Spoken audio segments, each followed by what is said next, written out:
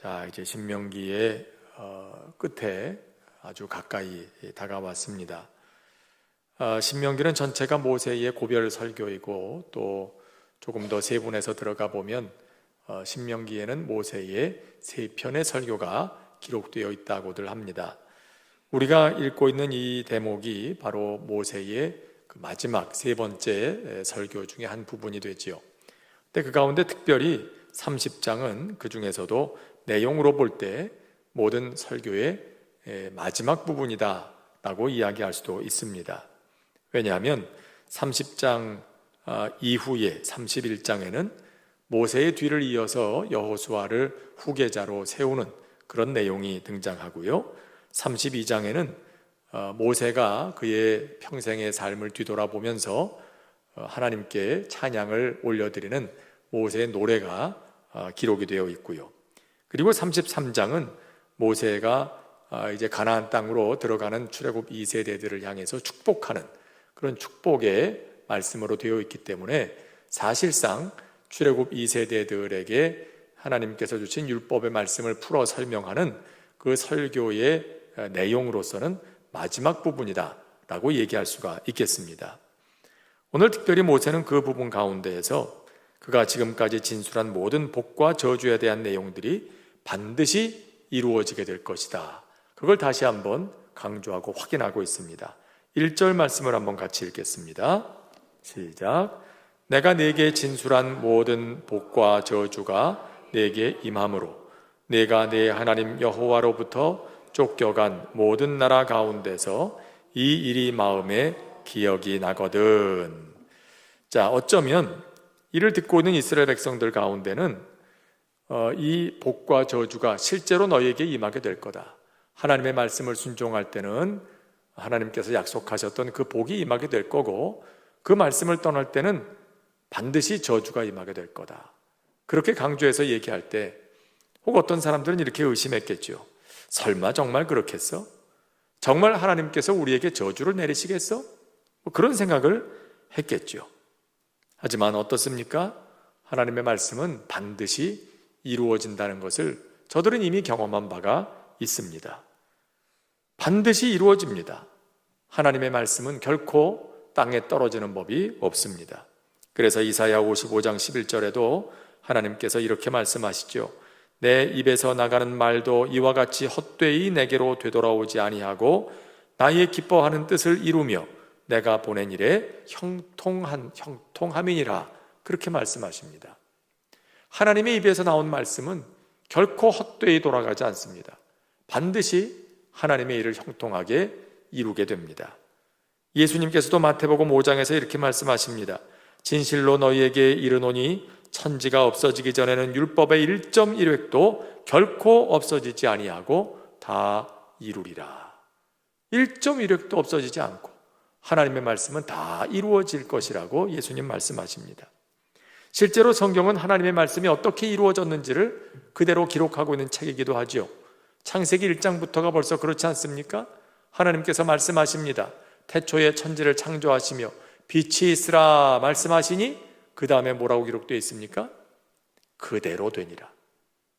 궁창이 있으라, 궁창 위의 물과 궁창 아래의 물로 그 물이 나뉘라 하시니 그 다음에 어떻게 기록되죠? 그대로 되니라. 이게 성경의 시작이에요. 하나님이 말씀하시면 그 말씀은 그대로 이루어진다. 이것이 성경의 시작인 것입니다. 그리고 요한계시록은 어떻습니까? 장차 하나님께서 이루실 그 하나님의 나라가 새하늘과 새 땅이 반드시 이루어지게 될 것이다. 부활하시고 승천하신 주님께서 역사의 마지막에 반드시 다시 오시게 될 것이다. 장차 이루어질 일에 대한 하나님의 말씀으로 마무리되고 있는 게 성경의 전체 내용이죠. 하나님의 말씀은 그대로 이루어진다. 이것은 그냥 글로만 기록된 것이 아니었습니다. 지금 이 가나안 땅을 눈앞에 두고 있는 이스라엘 백성들은 직접 그 하나님의 역사를 경험했던 사람들입니다. 창세기 46장에 보면은요, 야곱이 처음으로 애굽으로 들어갈 때 그때 마음에 좀 두려움이 있었던 것 같아요. 그때 하나님께서 야곱에게 하신 말씀이 이렇게 기록되어 있습니다. 나는 하나님이라 내 아버지의 하나님이니 애굽으로 내려가기를 두려워하지 말라. 내가 거기서 너로 큰 민족을 이루게 하리라. 내가 너와 함께 애굽으로 내려가겠고 반드시 너를 인도하여 다시 올라올 것이며 요셉이 그의 손으로 내 눈을 감기리라. 자, 여기 세 가지 하나님의 약속이 나오고 있어요. 먼저는 애굽으로 들어가면 내가 거기서 큰 민족을 이루게 하겠다. 어땠습니까? 야곱이 처음 가족들과 들어갈 때 70명이 들어갔어요. 그런데 애굽에서 지내는 동안에 애굽에서 나올 때 저들은 몇 명이었죠? 20세 이상의 장정의 숫자만 세어보았더니 60만이 넘었습니다. 그러니까 거기에 함께 포함되지 않았던 노인과 어린아이들과 여인들의 숫자까지 다 포함한다면 줄잡아 200만은 훨씬 넘는 숫자가 된 것이죠. 70명이 들어가서 200만이 넘는 거대한 민족을 이루게 된 겁니다. 하나님의 말씀이 그대로 이루어졌어요. 뿐만 아니라 야곱에게 얘기하죠. 내 아들 요셉이 내 눈을 감겨줄 것이다. 그 말씀 그대로 야곱은 평생 그렇게도 눈에 그리던 일찍 떠나보내서 보지 못했던 그 아들 요셉의 품에서 세상을 떠나게 됩니다. 또 하나 약속이 뭡니까? 너희가 그 땅에서 다시 올라오게 해주겠다. 애굽에서 나오게 해주겠다. 그 말씀도 그대로 이루어졌어요. 400여 년이 지난 후에 하나님께서는 지금 그 사람들을 이끌어내셔서 지금 가나안 땅이 눈앞에 보이는 여기까지 이끌어오지 않으셨습니까? 하나님이 말씀하신 것이 그대로 이루어진 거예요. 뿐만 아니라 애굽에서 나올 때도 어때요? 이 사람들이 과연 우리를 풀어줄까? 그런데 하나님 말씀하시죠. 처음엔 안 풀어줄 거다. 하지만 내가 그들을 재앙으로 칠 것이고 그 후에는 풀어주게 될 거다. 그들은 실제로 경험했어요. 애굽 사람들에게 어떤 하나님의 재앙이 내렸는지, 그 재앙을 경험한 그들이 어쩔 수 없이 이스라엘 백성들을 풀어줄 수밖에 없었던 그런 상황을 저들은 분명히 목격했던 겁니다. 하나님이 말씀하셨고 말씀하신 것이 그대로 이루어졌어요. 앞으로도 이 일들은 계속 이루어질 것입니다. 그것을 생각하면서 모세는 지금 이스라엘 백성들에게 말하는 것입니다. 하나님께서 너희에게 말씀하신 복과 저주 반드시 이루어지게 될 거다. 그러니 주의하라. 모세는 특별히 그 가운데 불순종에서 저주가 임했을 경우에 더 집중해서 오늘 말씀에는 이야기하고 있습니다.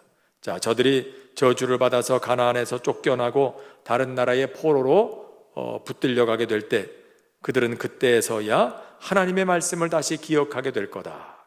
그리고 후회하게 될 것이다. 그때 그 말씀을 내가 믿고 그 말씀대로 했어야 했는데 그럴 때가 올 것이다 라고 지금 모세가 경고하고 있는 거죠. 여러분, 사람은 이상하죠? 잘 될 때는 잊고 있다가 뭔가 내게 일이 생기고 나서야 그때서야 깨닫고 아이고 그때 그랬어야 됐는데 그때 그렇다고 했었는데 그걸 뒤늦게 깨닫고 다시 기억하는 것이 사람의 어리석음인 것 같아요. 여러분 다 그렇잖아요. 우리도 보면은 뭐 건강 위해서 또 술 마시는 것도 조금 좀 절제해라, 또 자제해라 그렇게 얘기를 해도요, 건강할 때는요, 젊었을 때는 아주 뭐 귀등으로도 듣지 않다가 아이 괜찮아, 이 정도는 내가 얼마든지 이거는 내가 다 감당할 수 있다고, 그렇게 먹어도 나는 건강하다고 그렇게 자신하다가 나중에 나이가 들어서 이래저래 술 때문에 문제가 생기게 되잖아요. 젊었을 때는 몸이 건강하니까, 젊었을 때는 힘이 있으니까, 그러다가 나중에 그게 이제 몸 안에 어딘가 쌓여 있다가 나이가 들어서 더 이상 감당할 수 없을 지경이 되면 이제 드디어 문제가 생기기 시작하는 거죠. 위에 문제가 생기고 간에 문제가 생기고 뇌세포에도 문제가 생기고, 얼마 전에 기사에 난 거 보니까 어떤 의사가 하는 말이 그래요. 술을 많이 마신 사람의 뇌는 알츠하이머, 치매에 걸린 사람의 뇌와 거의 비슷하대요. 그렇게 된다는 거예요. 근데 그걸 아무리 옆에서 얘기해 줘도요, 얘기를 듣질 않아요. 그러다가 나중에 내 몸에 실제로 그런 문제가 발생하게 되면 그때 가서야 아차 하거든요. 이게 사람이에요, 이게. 이스라엘 백성들도 그렇게 될 거라고. 너희가 지금은 뭐 괜찮지 뭐 그렇게 얘기할지 모르지만, 그러나 너희가 정말로 그 말씀대로 살지 않다가 하나님 말씀대로 저주를 받아서 가나안 땅에서 쫓겨나고 나면 다른 나라 사람이 살고 있는 그 땅에 포로로 끌려가서 비참한 삶을 살다 보면 그때 다시 기억하게 될 거다. 그때 하나님이 이렇게 말씀하셨지. 우리가 잊고 있었다. 우리가 그 말씀대로 살지 못했다. 그랬어야 했는데 그걸 그때 가서야 기억하게 될 거다. 그러면 어떨까요? 필경저들은 낙심하게 될 겁니다. 이제 우리는 이게 우리의 운명인가 보다. 이제는 다 끝났나 보다. 낙심하게 될 텐데 오늘 모세는 얘기합니다. 그것으로 끝이 아니라고 말이에요. 하나님께서는 그래 그것 봐라. 내가 너희에게 명령한 그 말씀대로 하지 않으면 그 말을 지키지 않으면 이렇게 될 거라고 얘기했는데 그것 봐라 꼴 좋다. 그렇게 하나님 하시지 않을 거라는 겁니다. 대신에 하나님께서 저들에게 요구하시는 것이 있을 거랍니다. 그게 뭘까요? 8절을 한번 같이 읽어보겠습니다. 8절 시작. 너는 돌아와 다시 여호와의 말씀을 청종하고 내가 오늘 네게 명령하는 그 모든 명령을 행할 것이라. 여기 두 가지 얘기하십니다. 첫째, 돌아오라. 마음을 돌이키라. 돌아오라. 그리고 그것만이 아니라 둘째, 그 모든 명령을 행할 것이라. 여러분, 이건 참 중요한 얘기입니다. 마음으로만 돌이키고 후회한다고 끝나는 게 아니에요. 그때 그랬어야 했는데 참 잘못했구나. 여기서 끝나면 안 된다는 거예요. 정말로 저들이 그렇게 돌이켰다면, 마음으로부터 하나님께로 돌아오기로 했다면 하나님께서 그들에게 하신 모든 말씀을 지켜 행하는 행동이 있어야 된다는 거예요. 그들의 그런 행동이, 하나님의 말씀을 그대로 지켜 행하는 행동이 그들이 진짜로 하나님께로 돌아왔음을 증명하는 것이 될 거라는 거죠. 그 마음이 진실함을, 그걸 증명하는 것이 될 것이다. 야고보 사도도 그의 편지에서 이렇게 말씀하죠. 야고보서 2장 14절부터 나오는 말씀 제가 한번 읽겠습니다. 내 형제들아, 만일 사람이 믿음이 있노라 하고 행함이 없으면 무슨 유익이 있으리요? 그 믿음이 능히 자기를 구원하겠느냐? 만일 형제나 자매가 헐벗고 일용할 양식이 없는데 너희 중에 누구든지 그에게 이르되 평안히 가라, 덥게 하라, 배부르게 하라 하며 그 몸에 쓸 것을 주지 아니하면 무슨 유익이 있으리요? 이와 같이 행함이 없는 믿음은 그 자체가 죽은 것이라. 자, 야고보가 하는 말이 뭐겠습니까? 말만 하면 무슨 소용이냐 이거예요. 내가 진짜로 너를 걱정하고 있다. 그렇게 말만 하면 이게 무슨 소용이냐? 정말로 저 사람이 헐벗은 것을 보고 내가 너를 염려하노라, 그렇게 말했을 때 그 마음이 진실하다면 그게 뭘로 증명이 된다는 얘기입니까? 헐벗은 사람을 보면 입을 걸 주는 행동이 있어야 저 사람이 정말로 나를 걱정하고 위하고 있구나, 그 마음이 증명되는 거 아니겠느냐. 먹을 것이 없어서 굶주리고 있는 사람을 보고 내가 너를 걱정하노라, 너를 안쓰럽게 여기노라 말만 하면 어떻게 알겠느냐 이거예요. 그 사람이 진짜로 그런 마음을 가지고 있다는 것이, 그 진실함이 어떻게 증명됩니까? 굶주리고 있는 자에게 먹을 것을 주는 행동이 그의 그런 마음을, 진실함을 증명해 주는 것 아니겠느냐라는 거예요. 행동으로 증명되어야 한다는 겁니다. 행동으로. 하나님이 이걸 우리에게 요구하셔요. 제가 미국에 잠깐 이민 가서 살고 있을 때요, 저는 뒤늦게 이제 이민을 들어갔기 때문에 부모님들하고 같이 들어가질 못하고, 부모님들이 먼저 미국에 들어가신 후에 저를 이제 친자 초청을 해가지고 수속을 하셨어요. 그래서 비자가 나올 때까지 1년 반을 기다렸다가 나중에 뒤따라 들어가게 됐는데요, 들어가서 보니까 부모님들이 이미 교회를 하나 정해서 나가고 계세요. 저도 그 교회를 따라서 나갔죠. 근데 가서 보니까 이 교회가 병들어도 이만저만 깊은 병이 든 게 아니에요. 그 교회가 3번 분쟁을 겪고 갈라지고 4번째 또 갈라질 위기에 있는 그런 교회였어요. 또 분쟁 중에 있는 교회예요. 저는 깜짝 놀랐어요. 충격을 받았어요. 그 전까지 제가 우리나라에 있을 때 다녔던 교회는요, 그 교회에서 저는 평안하게 신앙생활했고 그야말로 교회 나오면 얼마나 행복하고 좋은지, 그래서 제 머릿속에는 이런 등식이 딱 있었어요. 교회는 곧 천국, 이게 있었어요. 그래서 교회는 천국의 모형이다, 그런 이야기를 누가 할 때도 그 말에 저는 전혀 이 일을 달지 않았어요. 왜? 진짜로 그렇게 느꼈으니까. 정말 제게는 교회가 천국 같았으니까. 교회는 곧 천국이다. 근데 가서 보니까는요, 교회는 곧 천국이 아니라 그곳은, 교회는 지옥이었어요. 지옥.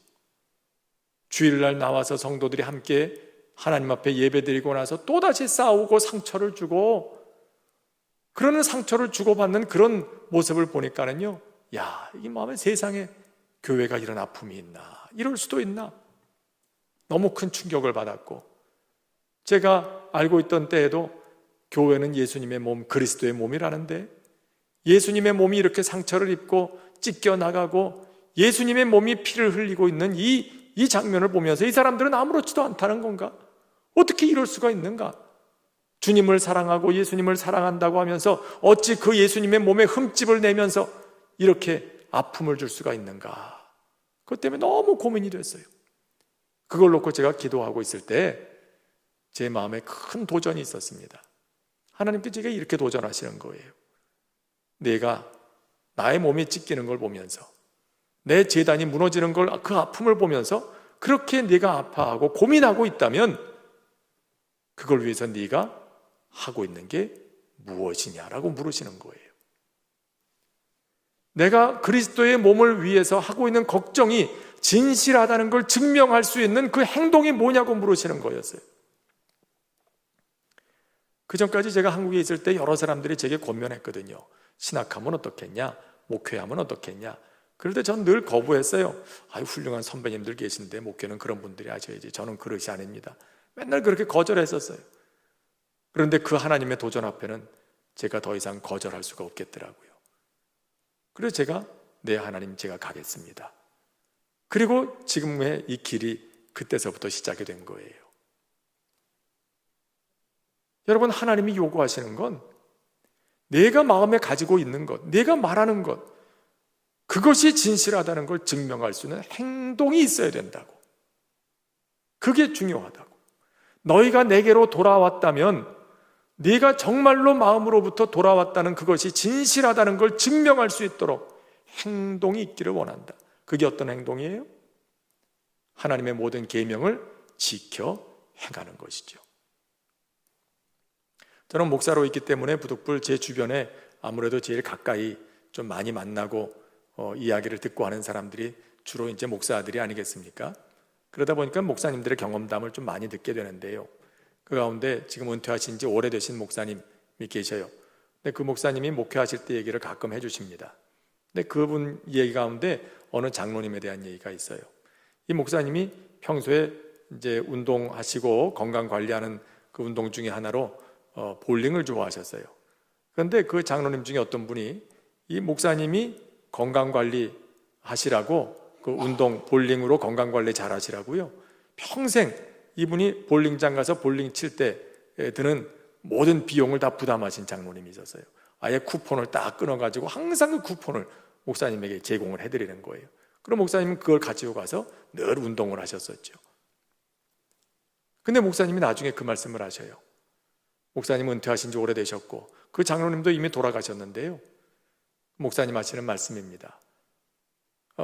교인들 가운데 날 보고 건강하세요, 건강하세요 그렇게 말하는 사람들은 많았다.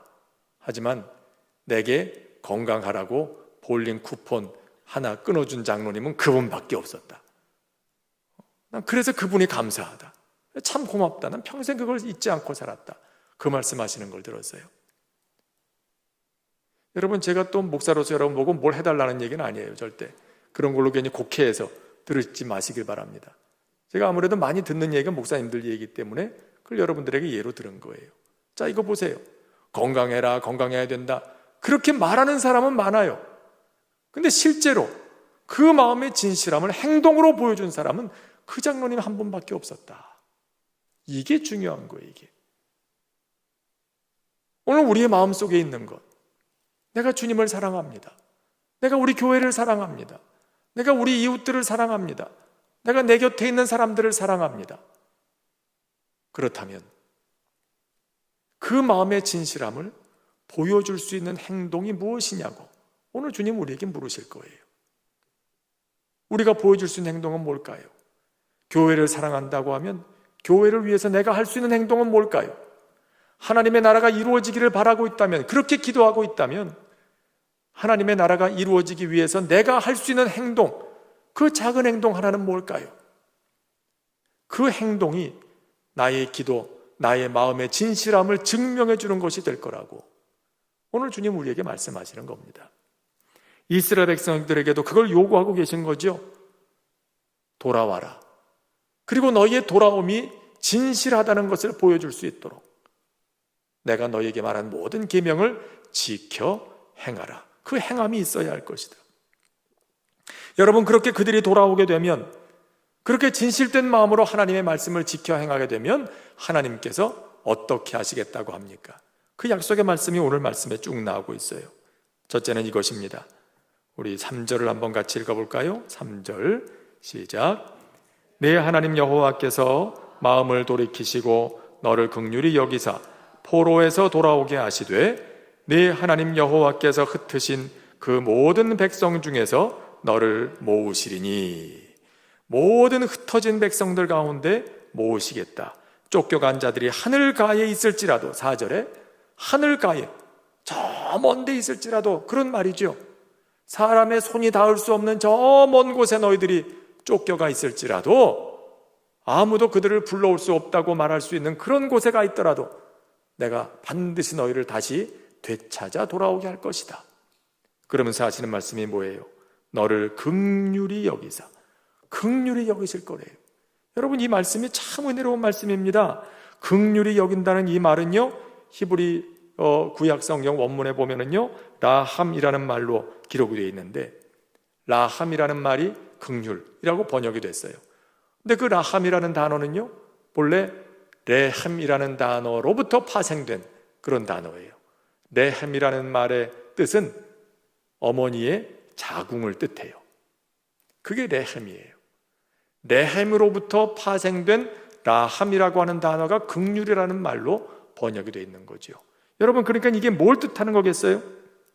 하나님의 마음이 어떻다는 겁니까? 자식을 낳은 어머니의 심정으로 그렇게 이스라엘 백성들에게 끊임없이 사랑을 베푸시고 품겠다는 그런 뜻인 거죠. 여러분, 내 속으로 낳은 자식, 어머니는 무슨 일이 있어도 포기할 수 없어요. 끝까지 붙들 수밖에 없죠. 그게 어머니의 마음 아니겠어요? 그게 부모의 마음이 아니겠습니까? 어거스틴이 17세에 집을 나와가지고 이름도 모르는 여인과 동거하면서 거기서 아이를 낳고 그렇게 방탕한 생활을 하다가 결국 마니교라고 하는 이단에 빠져가지고, 그것도 보통 빠진 게 아니에요. 그 마니교 이단에 빠져서 거기에 선생이 될 정도까지 깊이 빠졌었어요. 근데 그런 아들을 보면서 평생 기도의 사람으로 살았던 그의 어머니 모니카가 얼마나 가슴이 아팠겠어요. 그 아들이 다시 돌아오기를, 단순히 집으로 돌아오는 게 아니라 하나님의 품으로 다시 돌아오게 되기를 얼마나 기도했겠어요. 그런데 10년이 지나고 20년이 지나도 아들이 돌아올 생각을 안 해요. 주변 사람들이 뭐라고 했겠습니까? 이제 그 아들 잊어라, 잃어버린 셈 쳐라, 죽은 셈 쳐라, 언제 돌아오겠냐? 그 보통 사람도 아니고 마니교에 빠져가지고 이젠 거기 중요한 사람까지 됐는데 그 사람이 어떻게 돌아오겠냐? 걱정되는 마음에 그가 그 당시에 교회의 주교로 있던 암브로시우스라는 사람에게 찾아가서 그렇게 상담을 하고 또 그 어려움을 얘기하고, 그럴 때 암브로시우스 주교가 유명한 말을 하지 않습니까? 눈물의 아들은 망하는 법이 없습니다. 눈물의 아들은 망하는 법이 없습니다. 그 말에 희망을 품고 모니카는 계속해서 아들을 기다립니다. 결국 30여 년이 지난 후에 그는 지나가는 그 아이들의 노랫소리를 들으면서 거기서 성경 펼치게 되고 거기서 읽게 된 그 말씀을 마음에 새기면서 거기서 도전을 받고 회심을 경험하고 다시 하나님께로 돌아오는 일이 일어나게 됩니다. 그리고 암브로시우스 주교에게 세례를 받고 이후에 오늘 우리가 아는 것 같이 초대교회의 가장 위대한 그런 지도자 중에 한 사람, 성 어거스틴이 되지 않습니까? 여러분, 그 일이 있기까지 아무리 먼 데 떠나갔어도 부모는, 어머니는 자기 속으로 낳은 자식을 결코 버릴 수가 없는 거예요. 그게 하나님의 마음이라는 겁니다. 그런 마음으로 이스라엘 백성들이 아무리 멀리 떠났더라도 내가 끝까지 그들을 버리지 아니하고 품을 것이다. 이게 긍휼이라는 말의 뜻이에요. 그렇게 하시겠다. 또 하나는 다시 기업을 차지하게 하신다고 하십니다. 5절 같이 읽겠습니다. 5절 시작. 내 하나님 여호와께서 너를 내 조상들이 차지한 땅으로 돌아오게 하사 내게 다시 그것을 차지하게 하실 것이며 여호와께서 또 내게 선을 행하사 너를 내 조상들보다 더 번성하게 하실 것이다. 다시 차지하게 하시고 더 나아가서 더 번성하게 하실 것이다. 여러분, 이걸 생각해 보면 꼭 탕자의 아버지의 모습을 보는 듯합니다. 탕자가 집을 떠납니다. 허랑방탕하고 다 재산도 탕진하고 그렇게 남의 집에 종살이를 하게 됩니다. 아무에게서도 먹을 걸 얻을 수가 없어서 돼지가 먹는 쥐염 열매로나 간신히 배를 채울 수 있는 그런 비참한 지경까지 됩니다. 그런데 이 아들이 돌아와요. 돌아올 때 아버지의 행동이 어떻죠? 성경에 뭐라고 기록합니까? 그렇게 돌아온 아들에게 아버지는 손에 가락지를 끼우고 발에 신을 신기고 옷을 입혔다고 했어요. 그 당시에 노예는 신발이 없어요. 노예들에겐 옷이 없어요. 몸에 장신구도 가지고 있을 수가 없어요. 완전히 벌거벗은 몸으로 집에 돌아온 거죠. 그 모습은 노예라는 신분을 나타내는 증거예요. 그런데 아버지가 손에 가락지를 끼우고 옷을 입히고 신을 신겼다는 건 무슨 뜻입니까? 이것은 그 아버지의 아들이라는 신분을 회복해 주었다는 걸 의미하고 있어요. 그런데 어떻습니까? 여러분 한번 생각해 보세요. 아버지가 그 아들에게 신을 신기고 옷을 입힐 때 그 옛날에 입었던 그 아들이 입고 있던 그 낡은 옷을 다시 입혔을까요? 그 아들이 신고 있던 신발을 그대로 갖다가 다시 신겨줬을까요? 필요는 아닐 거라고 생각합니다. 먼 길 고생하다가 돌아온 아들을 위해서 아버지는 새 신발을 신겼을 거예요.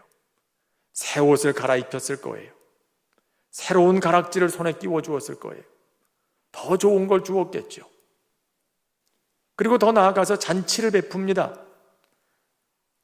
어쩌면 그저 집에 왔는데 보통 때 집에서 먹던 그 식탁이나 좀 차려주고 밥상이나 차려줘서 같이 먹으면 되지 않았겠나, 그런 생각을 할 수도 있는데 아버지의 마음은 그게 아니에요.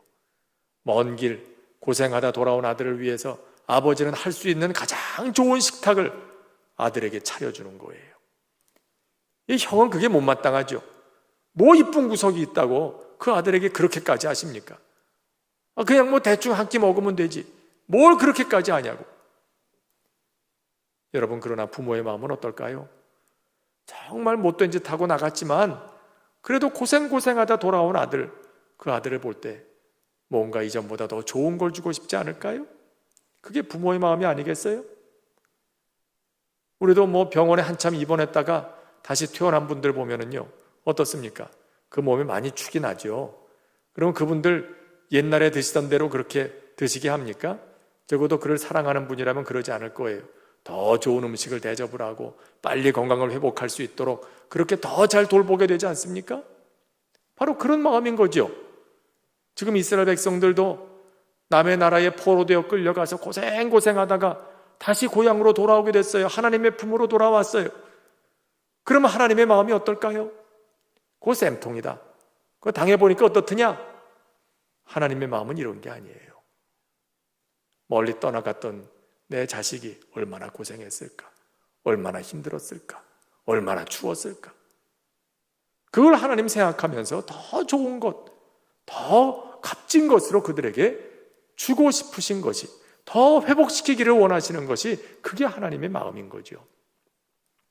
그래서 오늘 말씀에도 다시 기업을 차지하게 하시되 옛날 걸 그대로 주시는 게 아니라 더 번성하게 하시겠다, 그런 말씀을 하시는 거예요.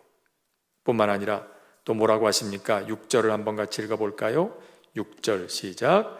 내 하나님 여호와께서 내 마음과 내 자손의 마음에 할례를 베푸사. 하나님께서 저들의 마음에 할례를 베푸신대요. 여러분, 할례는 누가 하는 거죠? 본래 사람이 하는 거예요. 하나님께서 사람들에게, 이스라엘 백성들에게 명령해서 사람들이 할례를 하는 거죠. 그들의 몸에 할례를 행하고, 또 신명기 10장에도 보면 하나님께서 이렇게 말씀하셨어요.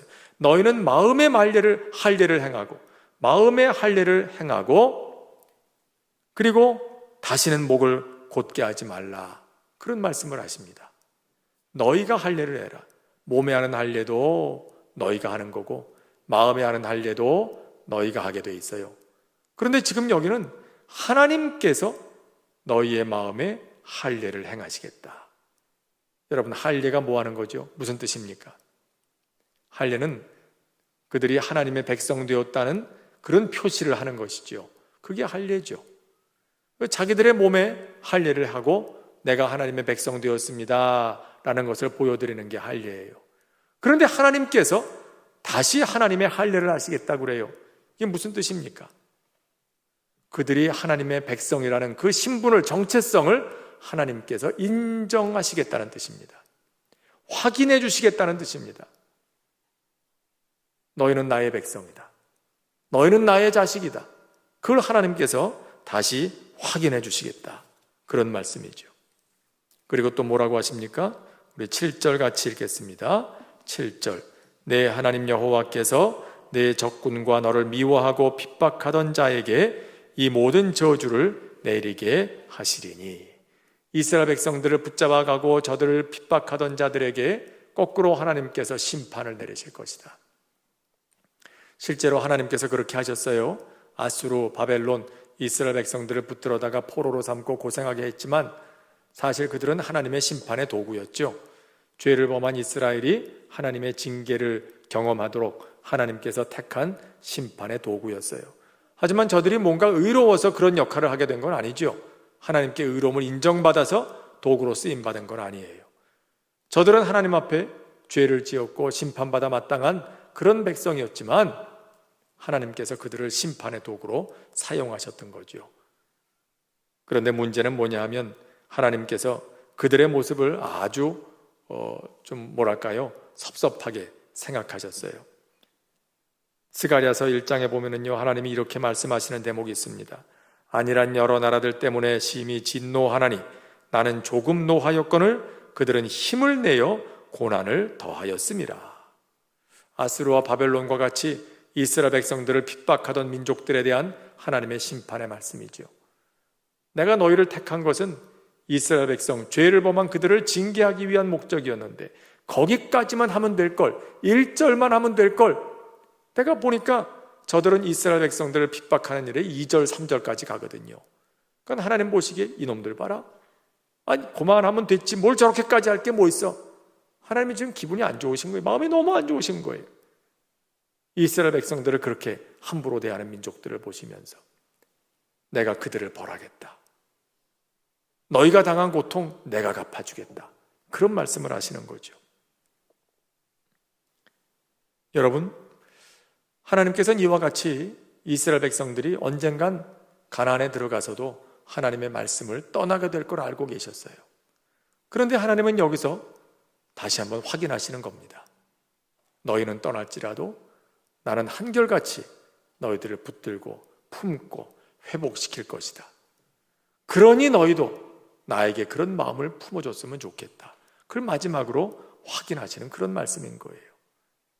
여러분, 오늘 우리는 어떨까요?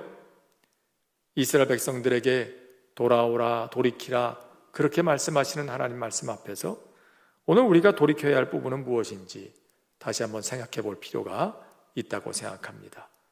오늘 말씀을 생각하면서 다 함께 기도하도록 하겠습니다.